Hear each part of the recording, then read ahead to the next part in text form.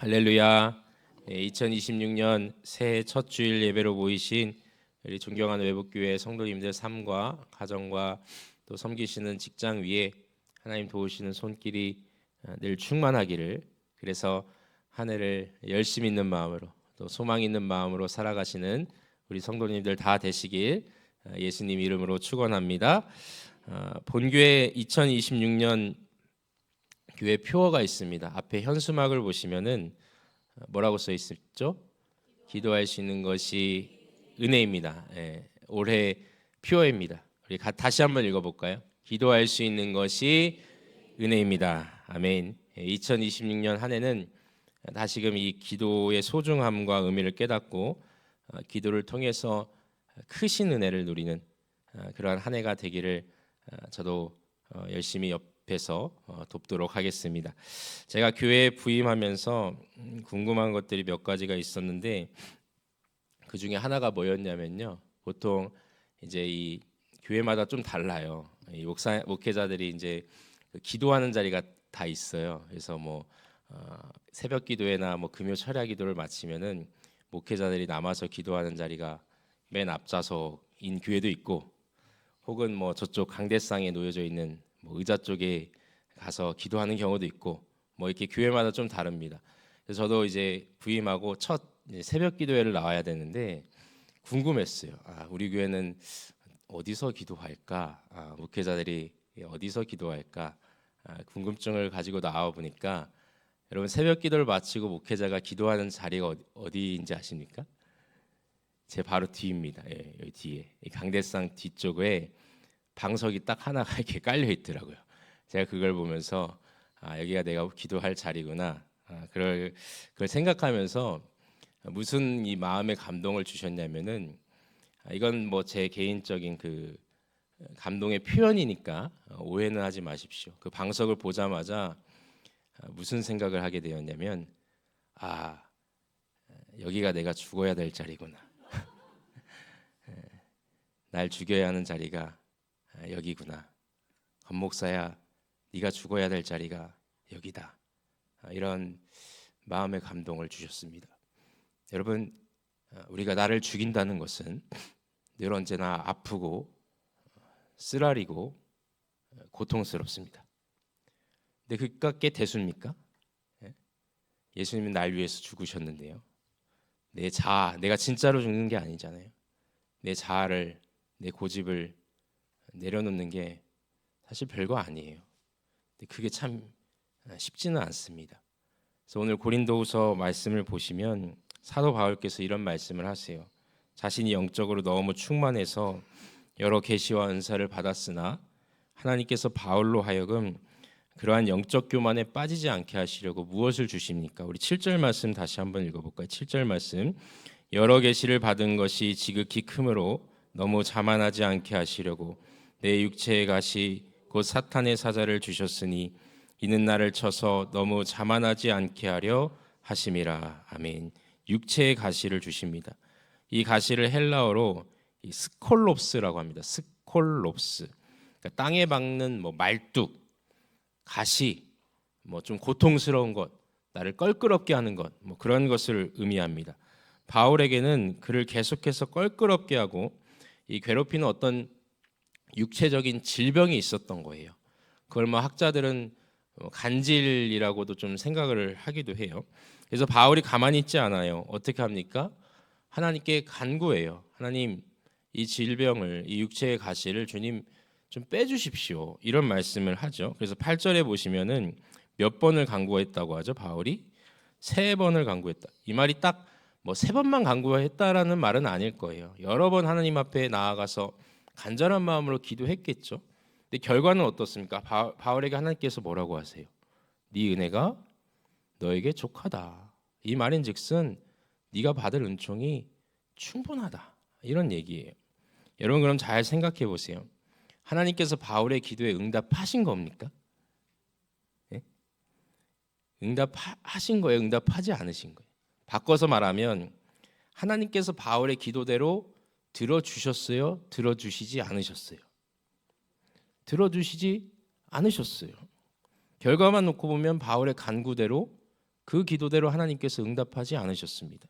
이상하죠? 우리 성도님들 같으면 어떠실 것 같으세요? 제가 바울과 같은 처지에 그 처지를 생각하면서 여기에 감정을 이입해 봤거든요.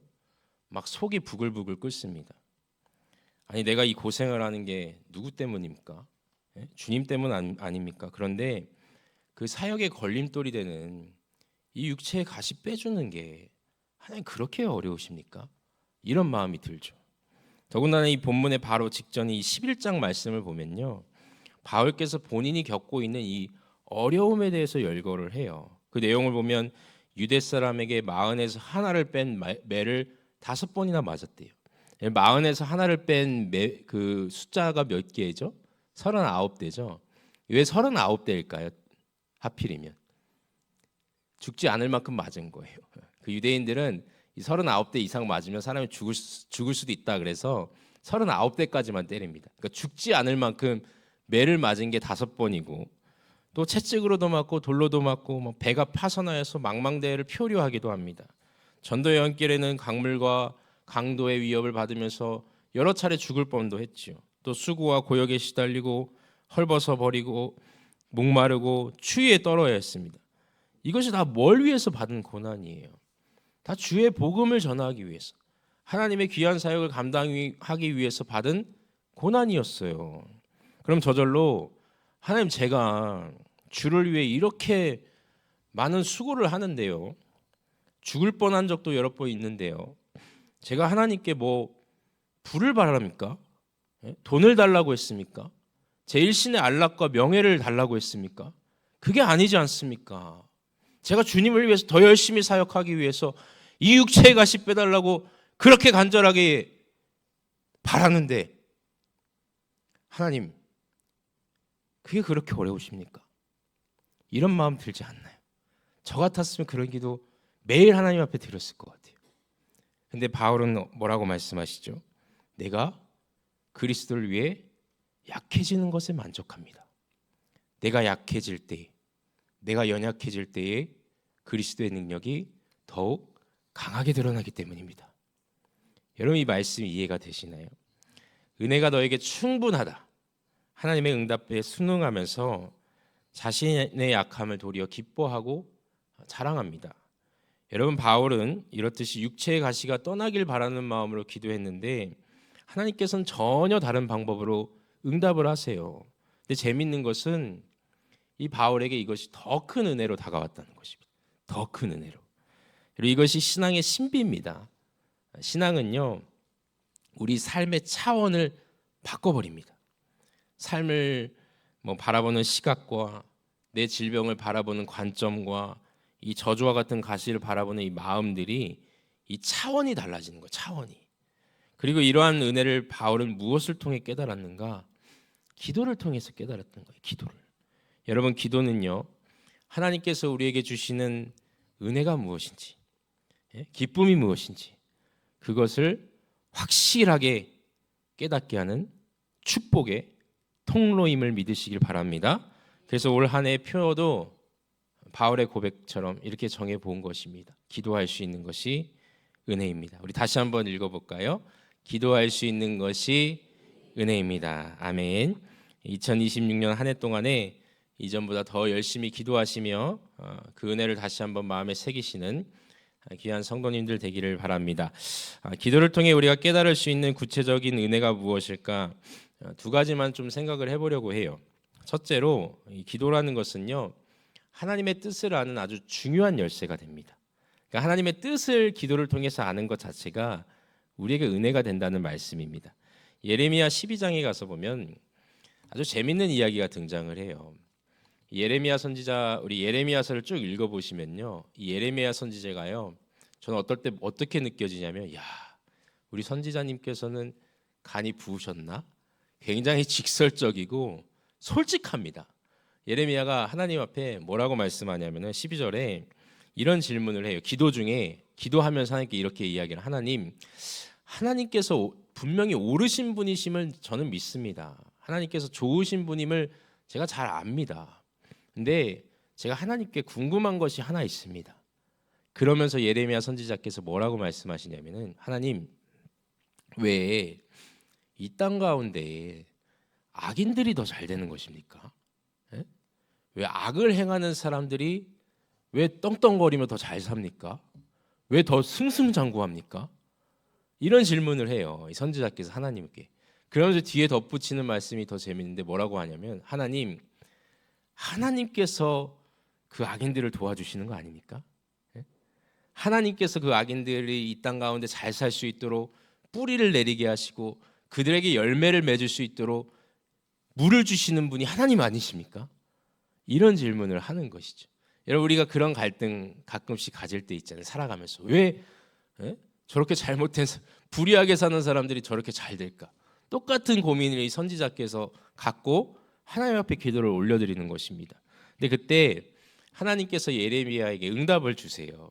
근데 뭐라고 말씀하시냐면은 야 예레미야야, 네가 이깟 걸로 실망하고 지치면 내가 앞으로 너에게 무슨 일을 맡기겠냐?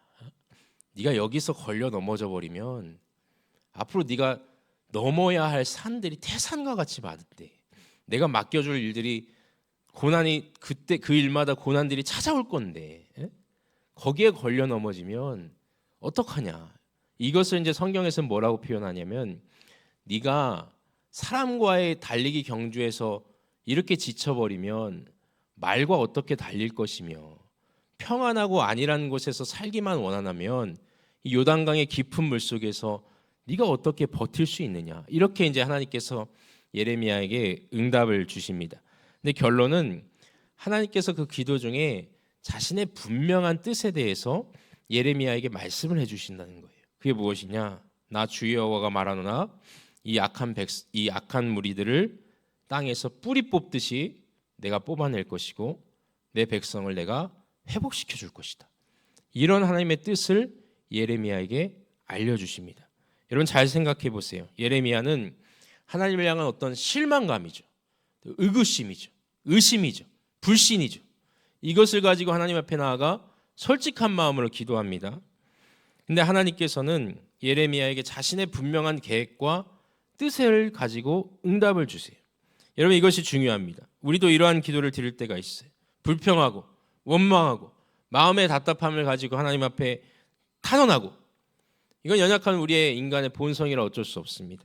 근데 그때에 하나님께서는 이 실망만 가득한 우리에게 완전하시며 실수가 없으신 완전하시며 실수가 없으신 그 하나님의 존귀하신 뜻을 기도하는 사람들에게 알려주신다는 것입니다.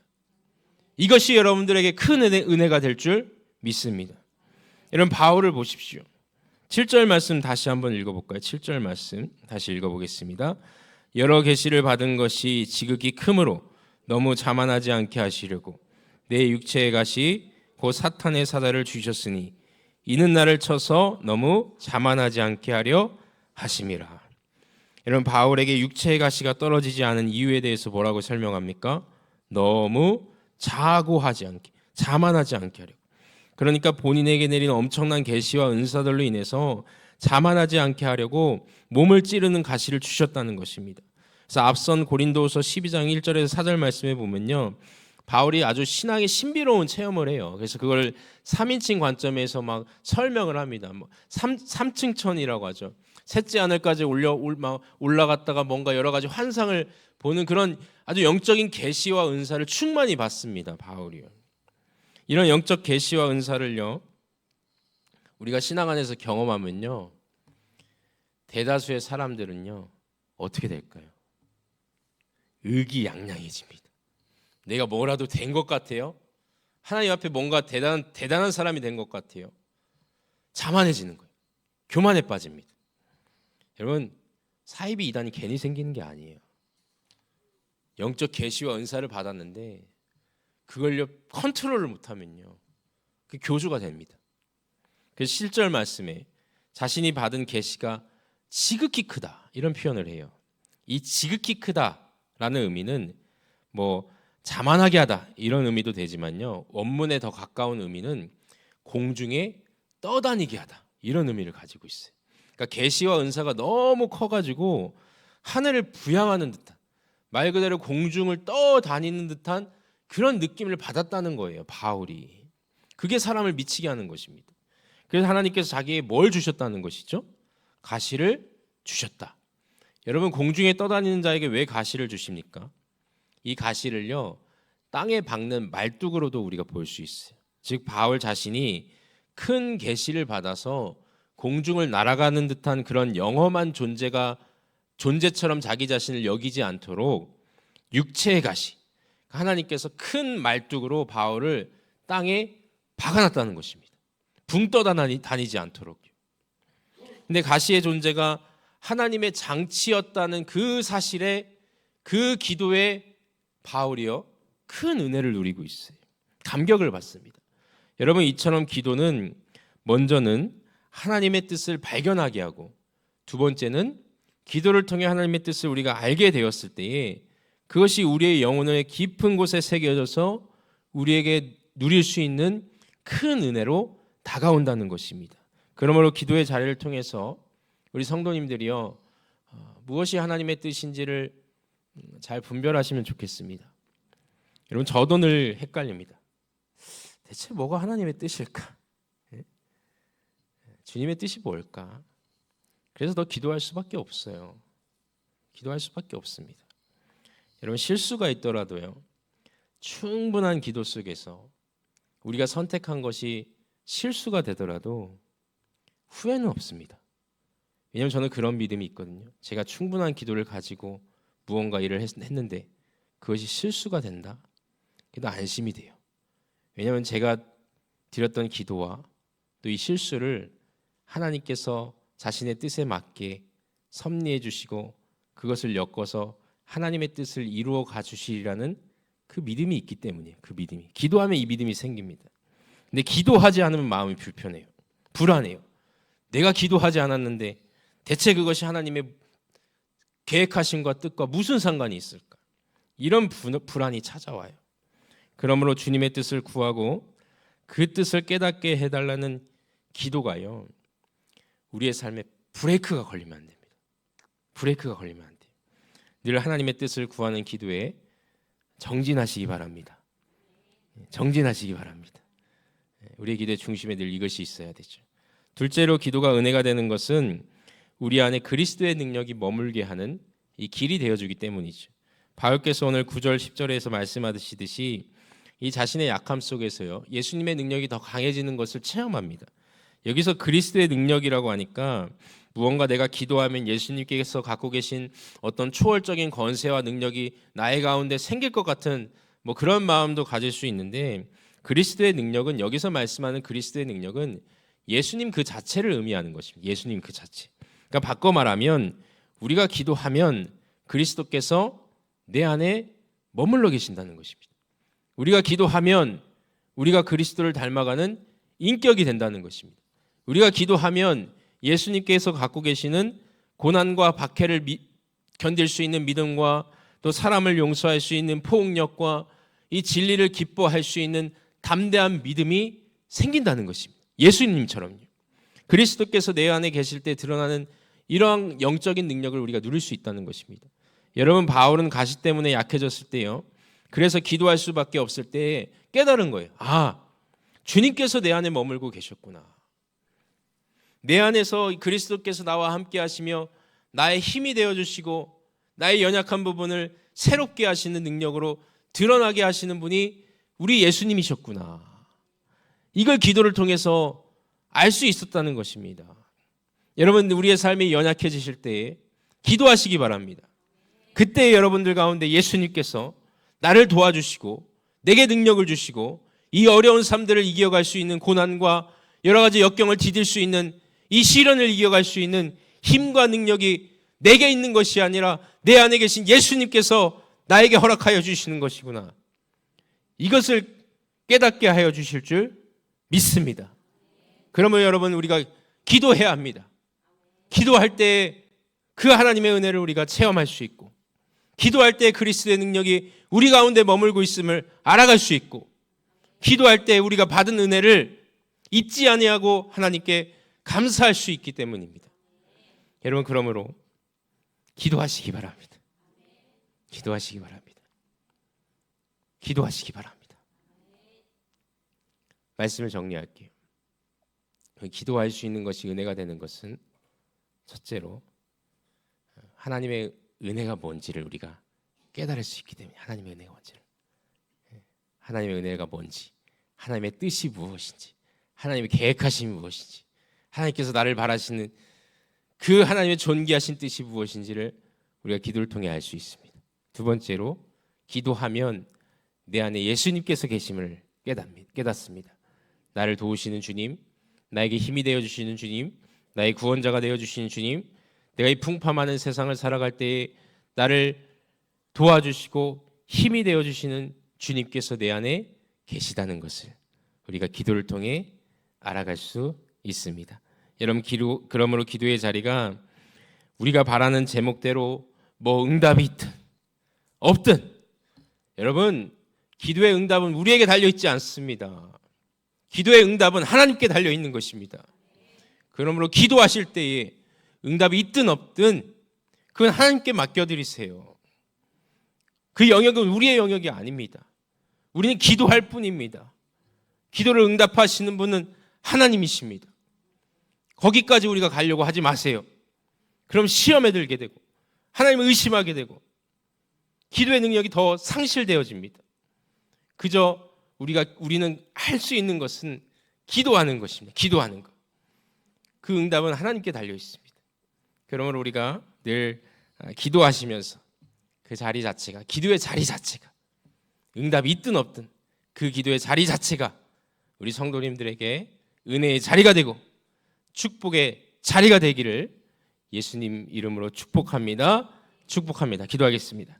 존귀하신 아버지 하나님, 올 한 해 저희 외복교회가 기도할 수 있는 것이 은혜입니다라는 표어를 가지고 한 해 동안 주님 앞에 정직하고 진실된 기도를 한번 드려보고자 합니다.